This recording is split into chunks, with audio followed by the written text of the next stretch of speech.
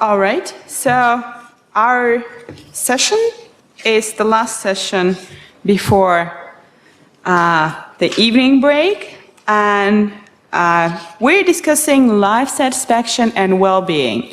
And we have three presenters. Anna Shirokanova is the first one, and she's talking about life satisfaction and the effects of aging across Europe. Anna, 15 minutes, please. Oh, thanks a lot. Thanks everyone for coming. You see, it's the most popular session ever, and what I like is the proportion, because if we were in a smaller room, that would be, everyone would be feeling cozy.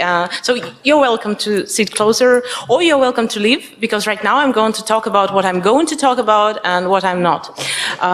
So my presentation will be about life satisfaction research and its factors. That's the question. If you are wondering, what to think about, that's the question for you. So if you're wondering what's in common between the United States of America and Azerbaijan, then start thinking about it. And now I will talk briefly about what this presentation is all about. So life satisfaction is described in the literature as this feeling of, the integral feeling of being satisfied with your life as a whole. And it is also, in the literature, it is being presented as part of a bigger concept of subjective well-being. While other components of subjective well-being are also emotional components, the feeling of happiness and also the lack of unhappiness as another aspect of the emotional component. One of the classifications says that life satisfaction is more of a cognitive aspect of subjective well-being, while those emotional ones are complementary to those, but different from that, of course. What I'm going to look into is mostly life satisfaction, but also a bit of happiness as an indicator, because they often come together, and it's important to know the difference between the two. What I also like to know, to say from the very outset, is that this topic has been massively occupied or researched by economists and psychologists who have proposed accordingly economic theories of life satisfaction and psychological theories of life satisfaction, and I will talk about them too. What I'm interested in is the sociological theories of life satisfaction, especially at older ages, and what is more, I'm interested in the motivation for sociological research of that topic, because in economy, we know that subjective well-being and happiness are kind of individual level proxies for the effectiveness of welfare policy or GDP. But in sociology, it is a reasonable question. Why should we study that? And this has not been quite developed in the literature. If we ask that question, then we could, find such, speaking and nice quotes about, it's the imperative to measure life satisfaction, or, we have to know the conditions that generate happiness. And of course, it's very good thinking that we should know those factors and probably develop more elaborate policies which would increase life satisfaction. And I would also like to make a remark that this is relevant for democratic societies, obviously, and this is where probably this question first arose as a research question per se, because this is where the personality is the goal, and its well-being is part of the societal goals as well. So if we look into big comparative surveys that deal with Europe, but not also Europe, not only Europe, but also General Social Survey, we can say that, and we can see that these measures for life satisfaction and or happiness were developed quite early. Maybe the earliest of those six that I have shown here is General Social Survey in the United States, and then that the World Values Survey then took some of the questions, and then that migrated to European values study. So they all have these questions on different scales. European Social Survey also included the questions on life satisfaction and happiness from the very first round. So we have now data from 2002 till now for the European Social Survey countries. And generally, well, these indicators are available for a long time, but they are also not without problems, and I will talk about these things too. What you are going to hear right now and what not. If you are a great expert in life satisfaction, probably you're not going to hear anything very new. But if you are interested in this topic as a researcher, maybe in some adjacent areas, then this is probably going to be interesting. And in this presentation, I also have a special part of life satisfaction research in Russia, because in a couple of years, there have been a few papers on that. Yes, I will then talk about the issues, the common issues among those studies that deal with life satisfaction and older age, and distinguishing the cohort effects in panel studies. So if you look at all this kind of atlas of values things, we have now many maps and a lot of data accumulated. For Europe especially, but also for the United States. And here you can see Europe by region, and this is happiness, EVS data, 2008, scale from 0 to 10, if I'm not mistaken. So you can see there is a variety. It's not very big, but also you see that it's mostly reddish, so obviously it's also negatively skewed. Life satisfaction is much more variant in that respect. And this is, one of the illustrations of the fact that those cover different dimensions of subjective well-being. Because if you think about them, then probably they do cover some similar aspects, but they are also very different in a way. And you can see that in happiness, almost all of Europe is happy, with the exceptions, of course, which could be explained with socioeconomic and other measures. Life satisfaction is also, demonstrating this West-East divide, but it's more complicated. So generally, if we're talking about life satisfaction research in Europe, it's also about this kind of variety. If we look at WVS, the latest wave, and I'm not going to make you read that, it's just to make an impression what kind of variance it gives. This is the happiness. They have this four-point scale on happiness. The happiest countries are on this slide: Mexico, Ecuador, Colombia, Philippines, but also Uzbekistan, Qatar, Malaysia. And those are very different countries. You can see that some of them are clustered around cultural zones, some are not. So this is probably the only place where you can see together Nigeria, Sweden, and Kyrgyzstan, and Singapore, of course. So it's been one of the happiest countries in the world. And to my mind, this is something to be explained, right? If we look at the unhappiest countries, then we also have quite different countries, but also clustered around cultural zones. And here, if we remember that the field work was done somewhere around 2010 to 2011 or 12, then that's probably the time of the Arab Spring and also the protests in Russia and all around Eastern Europe.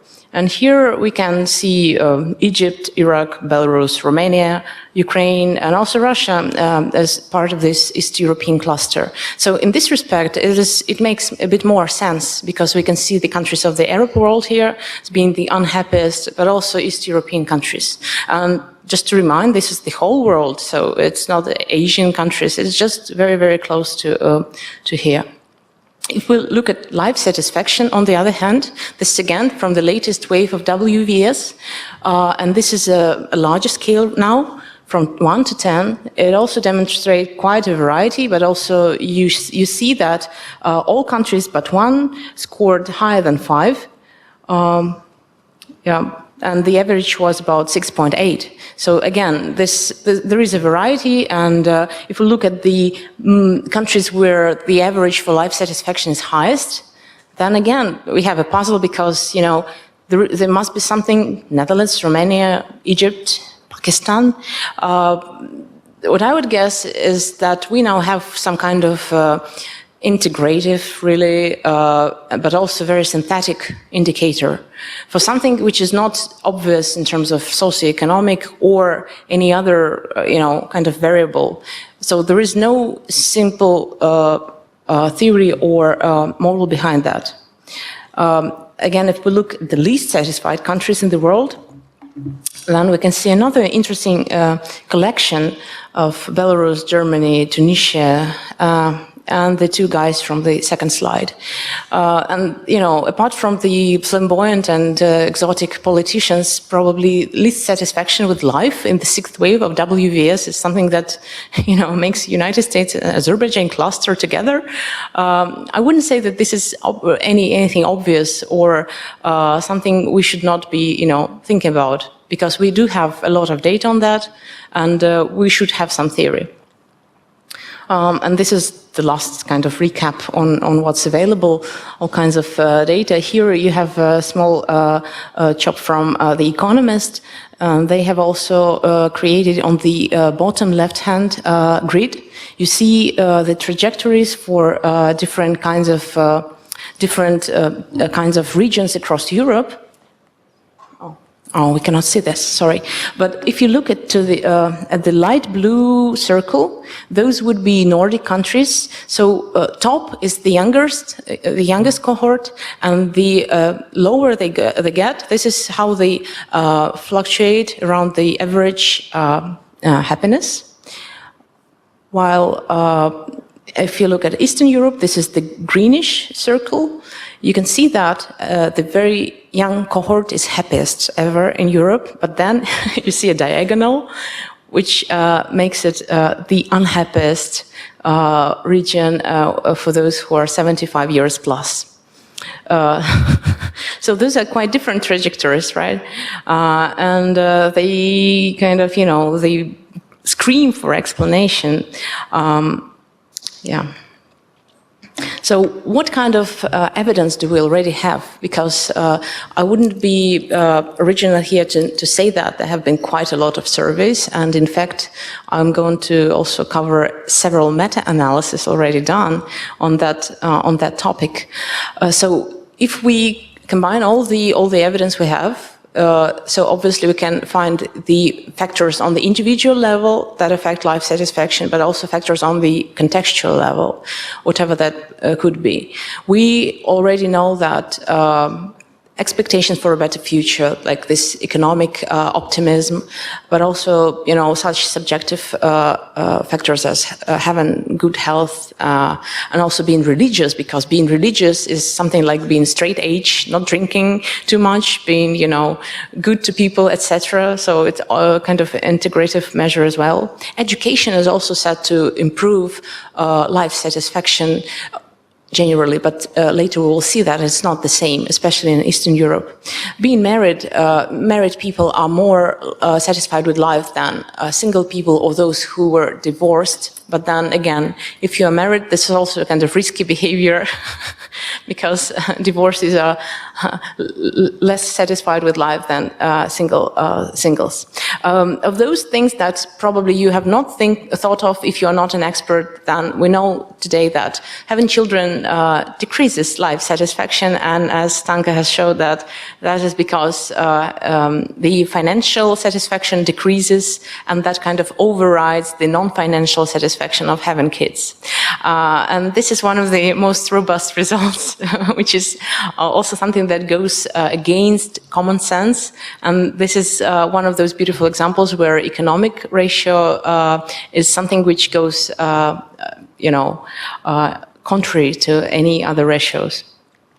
We also know from the individual level research that being unemployed, of course, or having precarious employment are those things that hamper life satisfaction.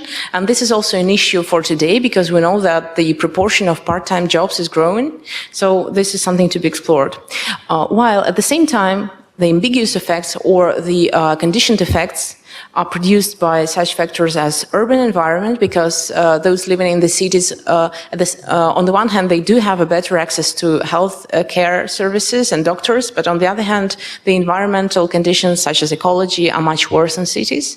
And at the same time, there have been conditional effects for those factors that we link with social capital. For example, volunteering, which is widely regarded as a very good proxy for, talking to people and being connected with others. It does have an effect only in high GDP countries, which, if we talk long enough, I could relate to Chris Welsel's theory of emancipative values, but just for now, this is a conditional effect, and there are many of those. The variable which is one of the keys here is age, and since the group of my interest are those people at later age, it's important to recall the widely known finding that age and life satisfaction have this convex relation, which is a U shape. It means that by the midlife, people experience the lowest level of life satisfaction. It is a bit different for different countries and regions. In one paper, they have shown that for Europe, this is mid-40s, both for men and women, while in the United States, this is a bit later. In Russia, this is mid-30s, but there is this relation. And also gender has a conditional effect. In one of those interesting papers where they controlled for community effects, Kravdel has shown that marriage is beneficial to one gender, but not to the other. So the gender who benefits is women. And this has been called in the literature those gender type or sex-specific links between being satisfied and being in marriage or other results. So gender and age are, not really straightforward on that matter. Among the contextual factors, and those of course should be studied too, we can find different levels. The smallest one would be community level, and this is a good news for those countries where they have good register data, like in Nordic countries or in some German statistical data. Such kind of research can control for the community level proportions of linking group or some people who would affect others negatively, like the proportion of divorcees, etc. We can also work on the country level.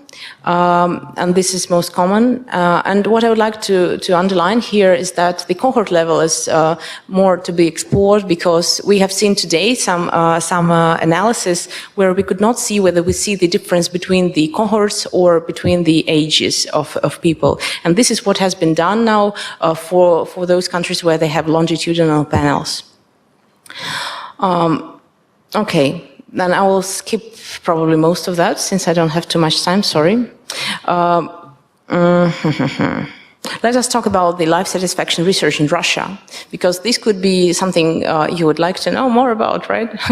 So far, there have been quite a few papers about aging in Russia, because, of course, it's also part of the bigger trends in life. And as a separate strand of research, there have been papers on happiness in Russia, both from economists and also from other social sciences. One of the few papers that tackles them both, happiness at older age, was produced in 2014. The data that are used are mostly these Russian longitudinal monitoring survey provided by HSE, and it spans from 1994 to 2015. But there are also other data that were analyzed, and the general results from those studies say that everything we can think of does not explain more than like 14 or 15% of the variance of life satisfaction, and this is probably not really great news. But this is as much as those researchers could get.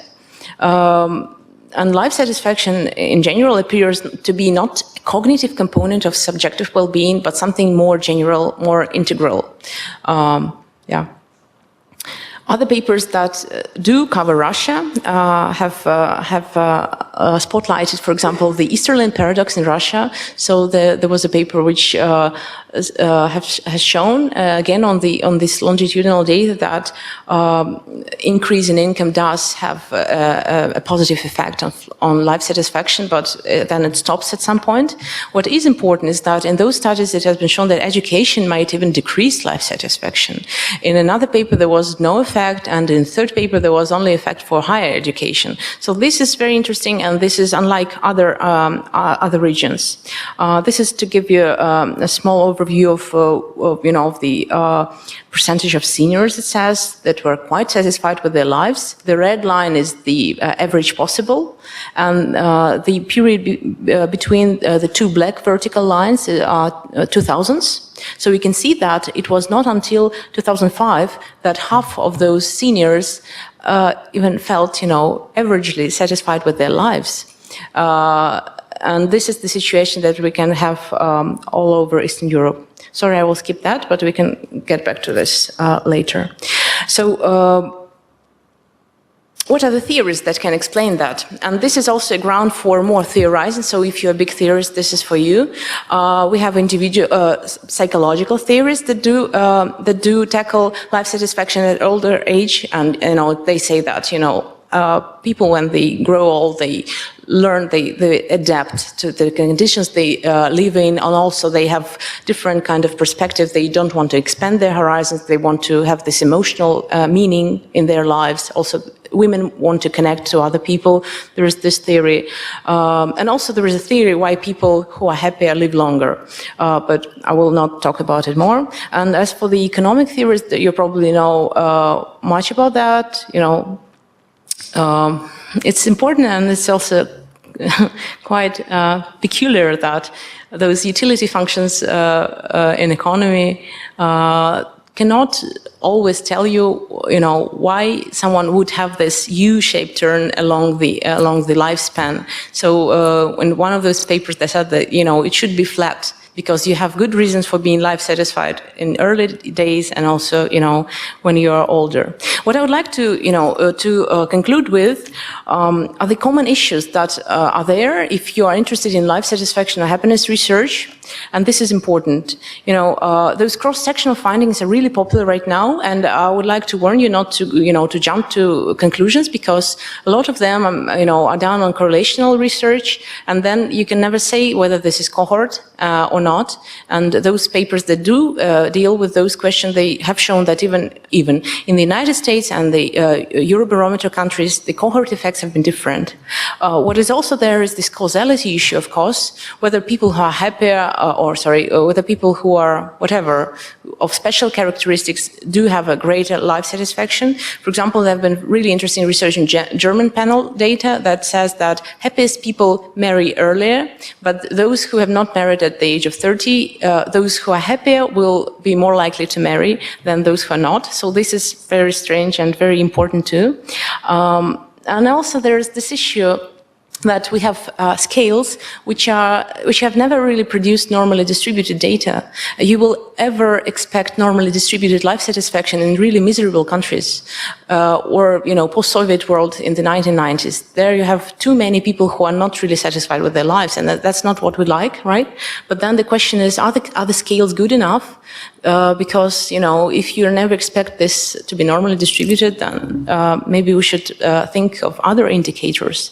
What I'm going to do next time you see me probably is to look more into the panel results, because all around Europe we now have German panel, Russian panel, also in Switzerland, and I'm sure this is not the end. I do have reasons to suspect that those effects that we believe to be more or less general will turn out differently in different regions. And probably this is something of the closest ground that we can cover, given the data we have now. So to sum up, I hope this is the last slide. What we have to do now, if we're dealing with life satisfaction research based on those surveys, is to distinguish between regional and cohort effects. because this is something that was not really available earlier. And also we have to deal with those contextual level effects and multi-level aspect of the data. This is very interesting because in different regions we have different statistics. In the Nordic regions they have a lot of rich commune level statistics. In other countries this is different, but obviously there is a lot to do, and yeah, thanks. Anna, thank you very much. So, please, any questions? Yes, please. Thank you very much for your presentation. I think it's very interesting to see that there are so many puzzles from this life satisfaction research. And I'm not very acquainted with literature. So I was really wondering actually two things. The first, I was very puzzled by the result that Nigeria is both in top for happiest countries and for life satisfaction countries.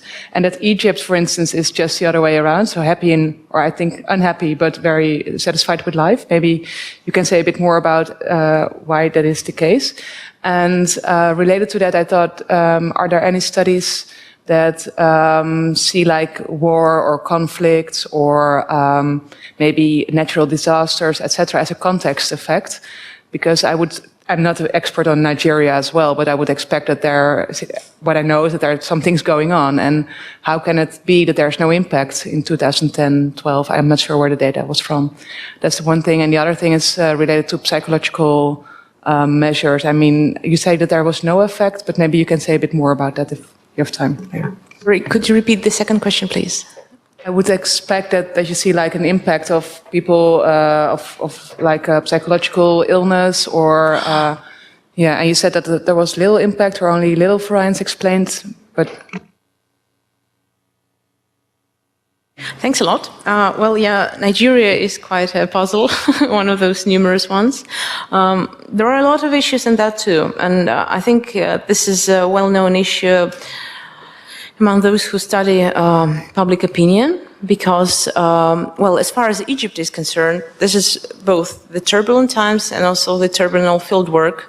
So in many respects, if you take this sixth wave of WVS, then this will be a huge outlier in terms of many things. So then I think in such cases we have to deal, and yeah, really Egypt is one of those most evident ones that are unhappiest, and then very high on life satisfaction, or the other way around. But also, of course, if you have just survived the revolution, you are probably very happy, but then dissatisfied with what you have. So this is probably, yeah, this is a good question. And this is also part of my question about what unites the United States and Azerbaijan. As for Nigeria, then we should probably ask specialists, but this could be, I could envisage both artifacts of the field, but also some cultural aspects, because, you know, in some cultures you say that you are happy, etc. And this is also something that we are not really knowledgeable about, because as far as I know, now there are a lot of really interesting studies measuring how, you know, the way we ask questions across cultures, the way we translate them are different. And even those questions where we think that they're pretty straightforward and unambiguous, this is really different. And I mean, even if you ask in one country the frequency of, I don't know, going to attend religious services, even those are translated differently. So obviously we have to deal more with that. And probably some theoretical research will help disentangle this, how happiness is understood across the countries. As for the contextual effects, yes, indeed. And when we think about it, every war, of course, every kind of, you know, political disaster will affect the figures for that. But what is interesting, life satisfaction and happiness will be affected in a slightly different manner, and not only because of the different scales they have. And also we have to think about the lag, you know, after the events. As far as I remember, in the ESS, they did have this practice of taking note of every event, every serious event that took place during field work, but then no one was dealing with that data, so they dropped the idea. And this is, I mean, this is amazing how theory drives methodology and practice says no. Yeah, and as far as mental health is concerned, this is really one of the most important factors, those of individual level. I'm not sure whether it's here, but of course, having any kind of mental, depression, all those, long-term feelings, they do affect the feeling both of happiness and life satisfaction, obviously. Some of them have moderated relations, but what is important, and it is also underlined in the literature, is this, we have subjective measures of health. Those could be both culturally affected, but also, reflecting objective health measures too. So in this respect, this is one of the most important predictors. And if you run any regression on that ever, when you don't have, anything to do, then health would be one of the strongest predictors, apart from family or even income. But I think probably the greatest puzzle here is that there is still so much to be explained. And we don't even know whether those measures are valid enough. Yeah, actually, health and life satisfaction are sometimes so collinear that only one of them can be dropped into the model. So for some countries, the correlation is like 0.9. Yeah, Valentina. Thank you for this really interesting presentation. I think that the literature on life satisfaction really needs a good review of the literature. So I really push you to publish this work and to try to do a review, a reasoned review of the literature. We need it, so do it. And yeah, and then just a consideration. I don't know what you think about that, but so I'm not a big fan of cross-country correlations and cross-country analysis. I'm more a big fan of micro-level analysis, but I'm wondering, it could be interesting for this literature on life satisfaction to understand why in some countries some predictors of life satisfaction are indeed predictors and then determinants, and in some other countries why not? I mean, which are the contextual factors that make some predictors in some countries relevant and in some others not? So that was more of a comment, but thanks a lot. And since we do have at least one specific subject to talk about, is this education in Russia. So if any one of you is puzzled, then I have at least one hypothesis: is this 1990s huge social stratification differences, when the previous groups and classes, they had to change because of societal transformation, which was really, really fast and very cruel to many of those people. So that, your higher education would never predict a higher income in those times. And partly this carries up to today. So probably this could be of interest indeed. Because one of the points that I wanted to make is that we can establish some general mechanism or linkages between predictors and life satisfaction. But when we want to go more elaborate, deeper, then we have to deal with the context. And otherwise, if we go deeper, they will always be moderated effects, or something general that concerns maybe community level, maybe country level, or maybe regional. And believe me or not, I think that when we have more data on that, we will also see that East and West division that we know of for any other value or behavior research. Thanks. And I have a minor question myself. Anna, have you come across any works that talk about measurement and variance issues in terms of cross-country comparisons? Because we can think that what is like a life satisfaction in a very poor rural country, and what is life satisfaction, say, in Sweden? Can they be compared at all? So, and what do people understand by that? Like being a little bit away from poverty and hunger, or being well off enough to buy a new car, can we really compare that? What about measurement and variance issues? So this question, and that was also part of my points in that respect. First is that in some surveys we have just one measure, both for happiness and life satisfaction. In those more focused surveys, we can have integrated measures of several questions. And probably the happy mean lies somewhere between, because we cannot afford to have a really big index on that. But also 2 questions would be much better than 1, and everyone knows that. Probably this is also part of negotiation and affordability. But as for the meaning of life satisfaction, obviously, you know, $1 can be a huge change for a person in, I don't know, doing business in Pakistan and be nothing here in Moscow, right? So this is, again, this is not an economical issue. This is an issue for sociologists to tackle.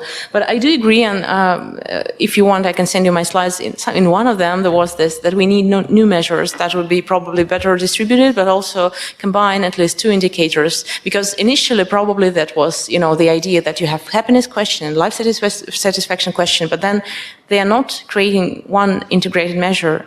And this is different. And now we have this new task of doing something up to date in terms of methods that we know about. And obviously they cannot be freely compared. When we do compare and when we have those atlases of values, we don't really know what is behind the scenes. All we know is, you know, some kind of insights that we might get when we see those really beautiful maps. All right, thank you very much, Anna. So, and the next presentation by Anna Nemirovskaya, Higher School of Economics, Laboratory for Comparative Social Research, is about the determinants of subjective well-being in Russia in regional perspective. Dear colleagues, as we learned from the previous presentation from Anna Shirokanova, Russia is among the most unhappy countries. So, but what's even more important thing for us sociologists is that the inter-country differentiation, so variation in happiness, life satisfaction, satisfaction with different aspects of people's life is very different from big capital cities to small villages, from north to south, from west to the east. So Russia is very varied geographically, socioeconomically, and social-culturally. So here I put a map made by FOAM Georating Data Public Opinion Foundation research, the map with subjective well-being indicators in Russia, and just looking at this different color, you already may see that, well, Russia is very heterogeneous in this respect. So there are actually many research on this topic in Russia, and Anna also mentioned several of them, especially well elaborated on different factors, who has done modeling of these issues. But however, most of them are using samples of the whole country. And the most important issue here is that it's very difficult to find the data that would look into the separate cities, separate towns, separate regions, and allow it to make comparisons. Well, let's have a look at the subjective well-being index. It's done in a traditional manner after Ronald Inglehart's famous index.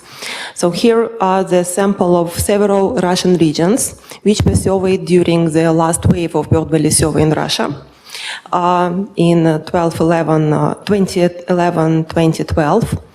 So with green color, the most satisfied, happiest regions are indicated in this graph. So Kabardino-Balkarian Republic, Chuvash Republic, Republic of Tatarstan, Republic of Bashkortostan.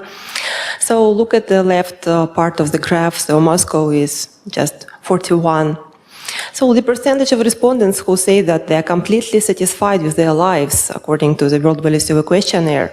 So again, Kabardino-Balkarian Republic, which is quite a small area with rather undeveloped socioeconomic conditions, so quite a rough rural life. Well, Chuvash Republic, Republic of Tatarstan, Republic of Bashkortostan, much more industrialized regions. So still they have better, higher satisfaction level compared to Moscow and St. Petersburg, which offers so many opportunities for career development, for leisure times, for everything. So look at the average income per capita, and the situation becomes becomes even more puzzling. So Moscow, which is the richest so-called region, so according to Russian socio-economic classification, Moscow and St. Petersburg are seen as capital cities as separate regions, actually, because it's just huge economy and huge amount of citizens. So the Russian population, that the average income 5 years ago, but the data are shown according to the same year of the survey, so that we could see the situation at the moment of when the questions were asked. Well, Kabardino-Balkarian Republic, which as we remember from the previous slide, is has the most satisfied population. So people get just around $200 per month. So the balance of average income and the cost of living. So what is the difference between the necessary expenditures and the income in the region? So Moscow again have more opportunities than the others. And so why to study cross-regional differences? Because they really exist. So in income level, quality of living, subjective well-being, well, in many different aspects, there are very drastic variation. So despite poor standards of living in many Russian regions, so it's still a country with low-income population mainly. So compared to both country average and capital cities inhabitants estimates, public opinion surveys show very different levels of subjective well-being in Russia. So the population is really heterogeneous in self-reported identities, in life satisfaction, and socio-economic environment. There are pretty much evidence from qualitative, quantitative research, from comparative studies, just plenty of publication. But still, however, we tried to compare these different regions, at least maybe in one respect, from point of view of income measures, of the standard of living that people have. So as for countries with quite low GDP, with low income population, with high financial differentiation, so these issues should matter more. And so what's new? We already know, again, may I refer to Anna's presentation, which already has done very nice, just great analysis of literature on this, and I may skip this literature review here. So economic conditions and income inequality, social demographic characteristics, socioeconomic status, individual aspirations, self-identification, social capital indicators, agency, values, well, everything can be attributed to the determinants of factors affecting subjective well-being. However, the previous study of income level and income or inequality as determinants of subjective well-being led to quite contradictory results. So there are a lot of papers that show as a case studies different separate countries or even separate cities, and we can't say that there is a single uniform theory that would be suitable for any of these cases. So what is our empirical basis? So world value survey data, 9 regional samples. So those who are the citizens of Russia in this room already understand the very big differentiation between them. But those who has come from other countries, so just a very short explanation that there are 2 capital modernized cosmopolitan cities with higher level of income and wide job market opportunities. There is Tambov, a typical city of central Russia, who was acting as a typical sample for the whole Russian population in the very first wave of World Value Survey research. So Leningrad Oblast, which is geographically close to Europe, and people have a lot of opportunities to travel to see how people in the neighboring CIS and European countries live. The Altai, which is representing here, called unhospitable in one of the poorest regions of Siberia, and 4 ethnic republics. Of course, this sample is not representative for the Russia on the whole, and the reason for its collection was a bit different. So it was originally made for research on ethnic tensions and Islam society. That's why so many ethnic republics are represented here. However, I should mention here at least several theories which I try to rely upon when looking at the factors for subjective well-being, as we already know that such things as income, as family issues, marriages, children, health, social capital, religiosity, will actually always matter, always affecting. Doesn't matter if you live in a big city, in a small village, in the north, in the south, they are just universal. So, but what can be not very universal in a country with a high financial differentiation? So first, let's consider income as a major predictor for subjective well-being. And look at the relative deprivation. So probably the reference group theory could be working. So when we look at people who are likely to make reference to other people's state of happiness, to other people's state of financial situations, other people, social class position. So positional identity theory and social identity theory that we may use in the sense of who is the reference group for our respondents, who they are compared themselves to, who they aspire themselves to, people who are living nearby, people who are living in the bigger city in their province, or those who are living in the neighboring European countries, like probably some inhabitants of St. Petersburg would look like after people from Finland and so on. So the research question is, what explains the differences in self-reported well-being in the regions of Russia? So when we see that the income standards of life are notably lower, but in this very same region, people say we are happier, so we are more satisfied. So we have the main hypothesis here that it is just conducive to self-identification with a reference group. So some model society that respondents attribute themselves to and compare with, and that absolute and relative income are both significantly correlated with subjective well-being in the case of our samples. And so as a measure of comparison with internal or external reference population group, so we are using here also self-identification in the special dimension. So if you see yourself as a Russian, as a person who is living in this local area, people who is living in the whole world, and so on. So, and we also suggest that socioeconomic factors will be more pronounced for secular and more urbanized regions. So there are also some methodological issues that I would like to touch upon. So income variables in World Valley Survey regional samples, not only in our regional samples, but also in many other countries in different waves of this research. The actual problems for analysis are pretty much the same. What are they? First, financial situation is measured by questions. So how satisfied are you with the financial situation? So which is a typical question that most of us already met in very different questionnaires. Level of income is evaluated with self-reported belonging of respondents to a particular income category in a 10 steps income scale. Unfortunately, national sample of World Valley Survey data doesn't contain a question about the exact amount of currency that people get, so we can't attribute them to the exact income groups. However, as literature says, the positioning of the respondents into income brackets can be considered as more accurate indicator. So just because self-reported exact income quite often falsified or underreported, so people lie about that and they don't trust interviewers. So, and there's another minus, so there are no special questions in World Valley Survey that can found in the literature, and the specialized surveys devoted to such research questions. Many of them were made in Italy, by the way. So when there are special indicators that address the problem of relative position of the respondents.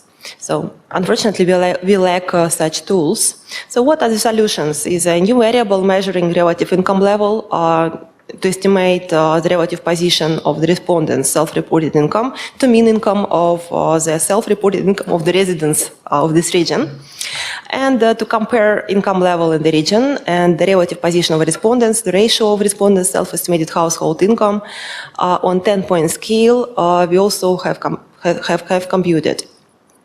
So what are the measures for testing this reference group hypothesis in our case? So average income in the region, relative income to regional average, logged reference group income. So I have created 52 different reference groups in the pooled sample, so that represent the average income of all individuals in the very same reference group, because we know that the differentiation on different aspects is very high. So how can we compare a person who is, I don't know, working as a school teacher with someone who is in a managerial position in the state administration, for example? Okay, yeah. So reference group was defined by age, gender, education, employment status, region, size of settlement, position at work, supervisor or subordinate. Relative income to the reference group average. So just I tried to create two different levels, since real multi-level analysis is just not possible in such condition. To look at the contextual factors, we have only 9 regions for analysis. And self-identification special dimensions, so who you associate yourself with, so a citizen of the world, national, local identity. Well, dependent variable is subjective well-being index, so which is combined of life satisfaction in general and how happy you are, so feelings at the moment and the general satisfaction with life on the whole.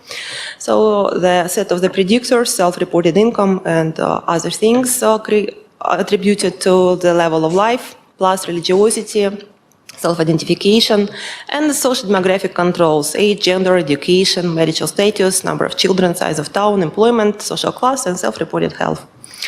So here first several descriptive graphs that show that there is really something going on in some regions. Look at the Moscow. So the bottom line is the satisfaction in financial situation of household, so mean values. So the variance is not very big here. However, if we look at the average income in the region, which is in orange color, and on the top line in yellow with the subjective well-being index, you just see that in Moscow there is very contradictory situation. The same is with Leningrad region. So Republic of Tatarstan, which has quite an average values for average income for rich and poor, 10% ratio, but has very high subjective well-being index values. So if we look at purely at the financial satisfaction, so first I done satisfaction, then I just added dissatisfaction, because most of the regions, as you see, are more dissatisfied than happy with their financial situation. So only Tambov and Republic of Bashkortostan show that people are more satisfied respondents, yeah, than dissatisfied ones. In all the others, so just so of course this also can be seen as a consequence in how people rate themselves, attribute themselves to different social classes in these regions. So in Moscow, most of them say that they are lower middle class. So while in Republic of Tatarstan, so only 34% already attribute themselves to this lower middle class, because so they probably think that their income is pretty, is probably better than in the other layers of the society. So very, very different composition of the social structure inside the region can be seen from the lenses of the respondents themselves. Well, again, one descriptive picture with low and high income groups and the mean subjective well-being, so just breaking into two categories. So gray line, which is the lower one, is the Moscow. And on the top is Kabardino-Balkarian Republic. So when the low-income group shows the higher mean values for subjective well-being than the others. And another is just social class. Again, so some lines are going in different directions. So the light green is Moscow, which starts from the bottom left, so which already gives us possibility to make the hypothesis that Muscovites expect to have much more income than they have now, and probably that makes them dissatisfied. So while the Republic of Tatarstan is just of a different direction, this is the blue line on the top. So, and also I would like to show you the breaking into different religious denomination and the mean subjective well-being index values, just because very often colleagues ask about that. So religiosity matters, but how it matters, so in what sense? So Islam, people more satisfied than Orthodox, but as in gender, it works a bit in a different way. So may I skip one slide and go directly to the models? Well, as modeling shows, our hypothesis actually were approved. So here, one by one, I added different indicators, different measures of reference group theory. Of course, it's not possible to put them all together because of the multicollinearity. So we just try to look at what are the most convenient ones, which would create the bigger R-square, which would make the better models here. So financial satisfaction and relative income as a reference group average, so actually has made the better job than all the others. Anyway, so you see that either any other indicators as factors for subjective well-being mentioned in Anna's presentation also has worked in this case. And then the very last slide of this presentation is that when in this pooled sample, the separate regions also were used as the predictors, so to show in what case these factors were more pronounced than the others. So actually we may see here the Moscow, the very, very bottom. Unfortunately, the screen is not as big as I expected, but still Moscow is on the bottom line. When we start add different financial predictors of the relative deprivation of the relative income measures, we see that Moscow here as a dummy variable becomes significant. Unfortunately, the R-squares are not available, so they're about 25% in most of these models, 20-25%. So religiosity again is always very significant everywhere, and the employment size of town just in the last two models, well, is so significant, but not in every case.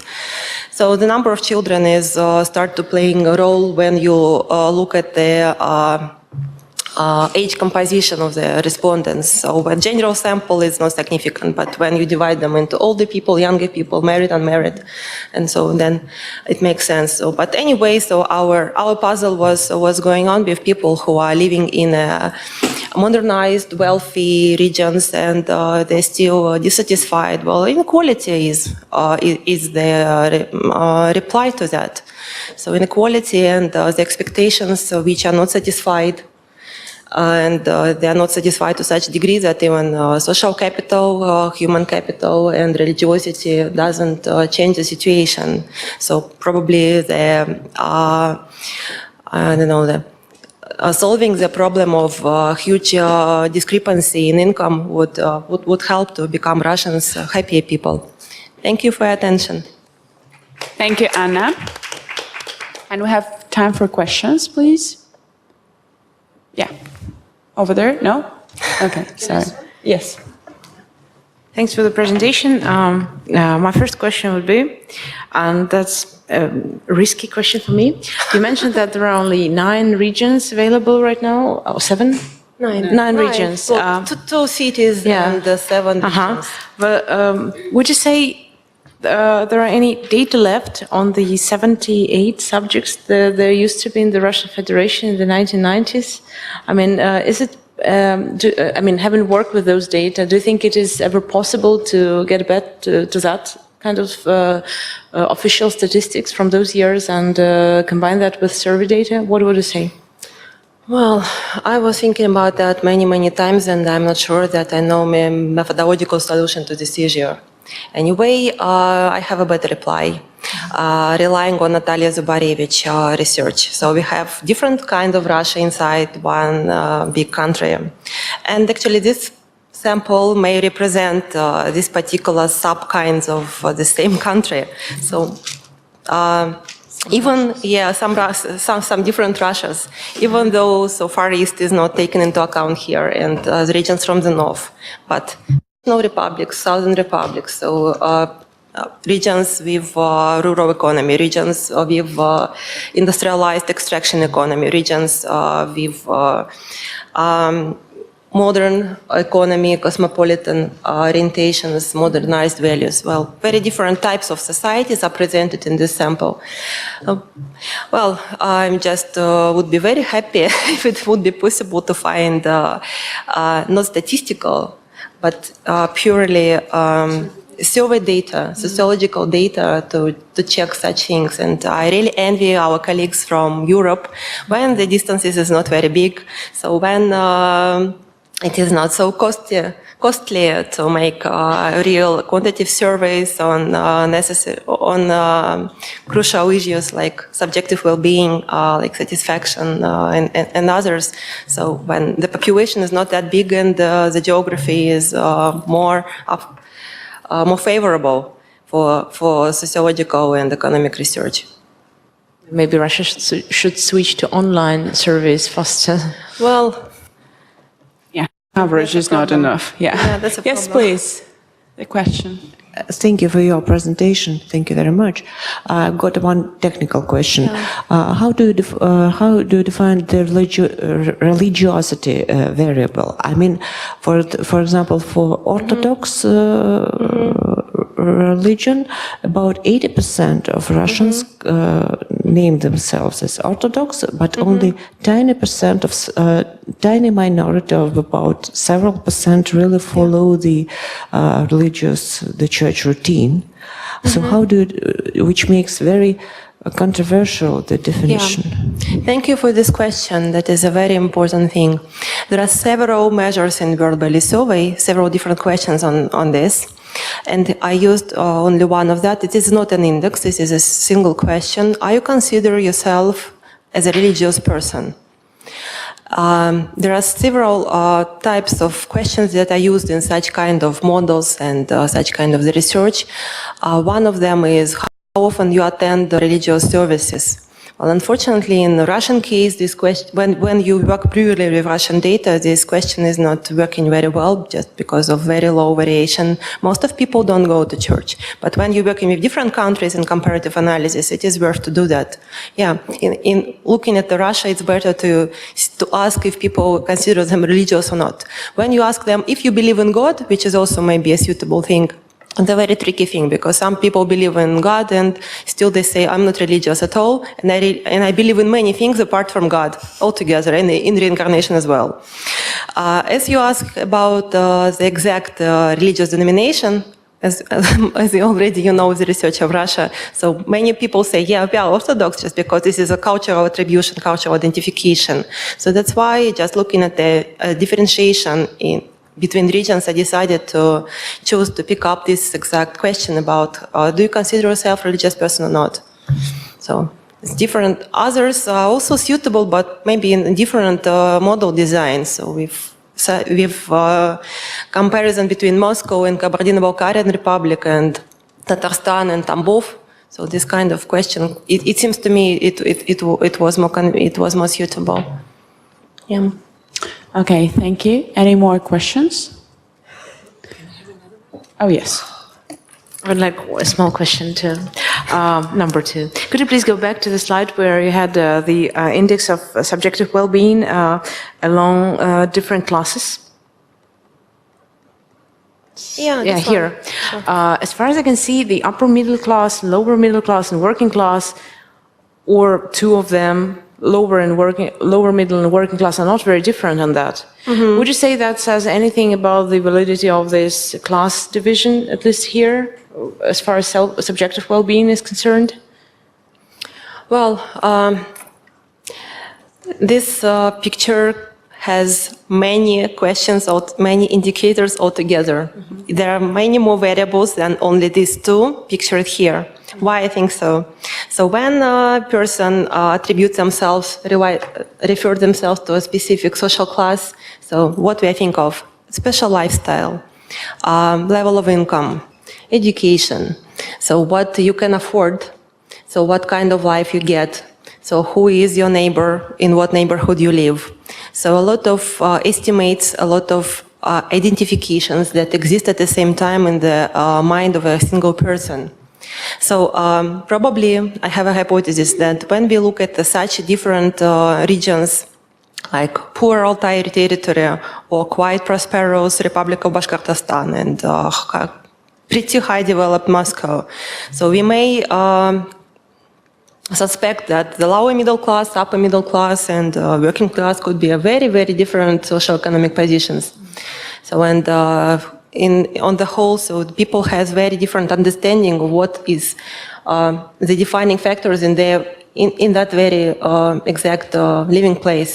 That's just my suspicion. I, of course, don't have an answer here. We may do at least cross-tabulation analysis in separate regions and to see the picture. But probably that's the issue here. Thanks for comments. Thanks. Thanks. All right, so thank you very much, Anna. And do we have Galina Tatarova or Anna Kuchenkova here? I don't see them. So, No. They are not coming, probably. all right. So then, this was a short session. So thank you very much, Anna and Anna. So yeah. Yeah. Okay, thank you very much for the session and see you tomorrow. Thank you all for your attention.